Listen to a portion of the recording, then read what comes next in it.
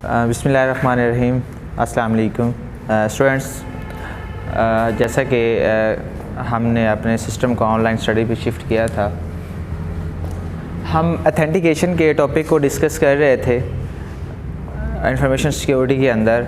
Authentication के कुछ basic rules and regulation मैंने आप लोगों को बताए थे और ऑथेंटिकेशन के जो क्रेडेंशियल थे उनके बारे में हमने डिस्कस किया था। आज हम ये देखने जा रहे हैं कि ट्रेडिशनल वेज़ के अंदर जो हमारे पास ऑथेंटिकेशन के मेथड्स थे, हम किस तरह एक यूज़र को आइडेंटिफाई करते थे।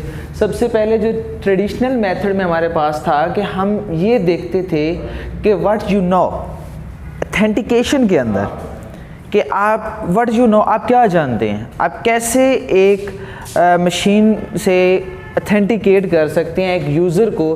तो हमारे पास जो ट्रेडिशनल मेथड था वो था पासवर्ड। हमारे पास पासवर्ड एक ऐसा ट्रेडिशनल ऑथेंटिकेशन मेथड था जिसकी मदद से हम एक यूज़र को यूनिकली आइडेंटिफाई कर सकते थे या उसको ऑथेंटिकेट कर सकते थे। लेकिन पासवर्ड में कुछ इश्यूज़ है कि लोग क्या करते थे, उस पासवर्ड को ईज़िली आइडेंटिफाई कर लेते थे। तो हुआ क्या कि थोड़ी सी इम्प्रूवमेंट के बाद व्हाट यू आर, हमारा थोड़ा सा जो ऑथेंटिकेशन का फेज़ था उसको इम्प्रूव किया गया। इम्प्रूव करने के बाद हमारे पास उसको शिफ्ट किया गया फिंगरप्रिंट्स के ऊपर और फेस रिकॉग्नाइजेशन के ऊपर इसको शिफ्ट किया गया, क्योंकि एक पर्सन जो यूनिकली आइडेंटिफाई किया जा सकता है with the help of fingerprints. यहाँ तक भी हमारे पास जो ऑथेंटिकेशन का फेज़ था, जो प्रोसेस था, जितना हम उसको सिक्योर करना चाह रहे थे वो नहीं हो रहा था। तो नेक्स्ट हमने इसमें थोड़ी सी इम्प्रूवमेंट की। फर्दर इम्प्रूवमेंट में हुआ क्या कि व्हाट यू डू, अब इसमें हमारा जो ऑथेंटिकेशन है विद द हेल्प ऑफ हमारे बिहेवियर की मदद से हम अपने ऑथेंटिकेशन के जो फेज़ को हैं वो कंप्लीट करने जा रहे हैं। जो हमारा बायोमेट्रिक बिहेवियर है, जिसमें हमारे पास जो ऑथेंटिकेशन का फेज़ है, हम क्या करते हैं, हम कैसे चलते हैं, हम कोई की कैसे प्रेस करते हैं, हमारे फेस का क्या पैटर्न है, उसके साथ साथ हमारे जो हैंड हैं उनका कंप्लीट पैटर्न। लाइक आपने मूवीज़ में अक्सर देखा होगा कि हमारे पास पूरे हैंड स्कैन करते हैं और उसकी जो ब्लड वेसल्स होती हैं उन तक की ऑथेंटिकेशन की जाती है।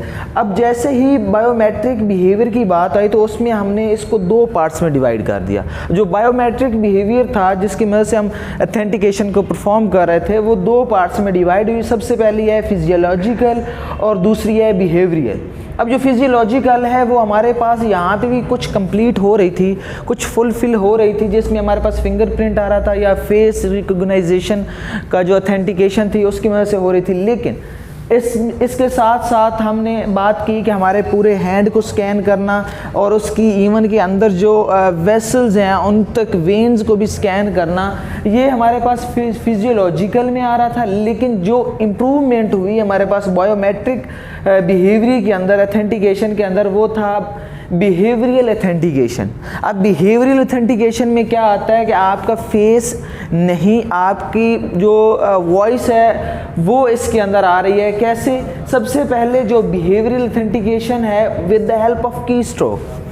अब हमारी जो नेचर है एक इंसान की, वो हर इंसान की डिफरेंट होती है। एक इंसान से दूसरे इंसान की जो नेचर होती है वो डिफरेंट होती है।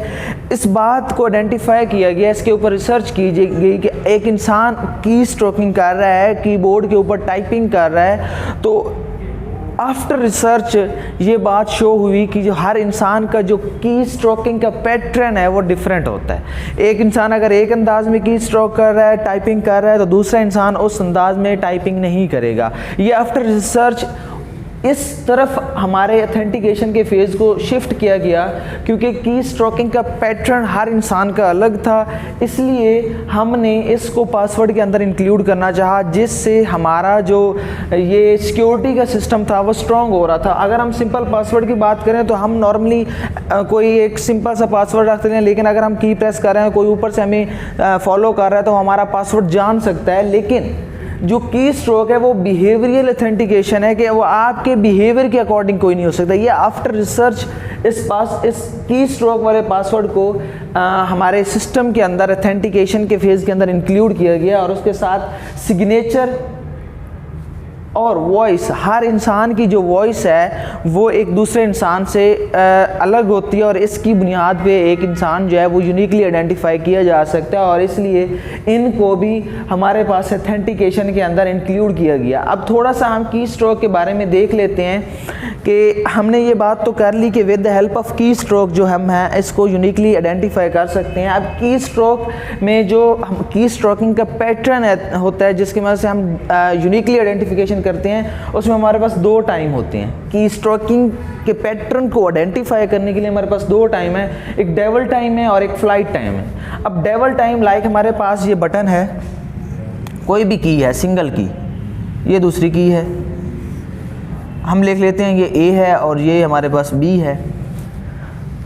हम टाइम को डिस्कस करने लगे, हमारे पास 2 टाइम है, एक डेवल टाइम है और एक फ्लाइट टाइम है। इन्हीं टाइम की बुनियाद पे हमारे पास जो की स्ट्रोक का पैटर्न होता है वो आइडेंटिफाई किया जाता है। सबसे पहले हमारे पास जो डेवल टाइम है, ये हमारे पास एक की है ए, मैंने इसको प्रेस किया, मेरा जो प्रेस करने पे इसको टाइम लगा वो डेवल टाइम होगा।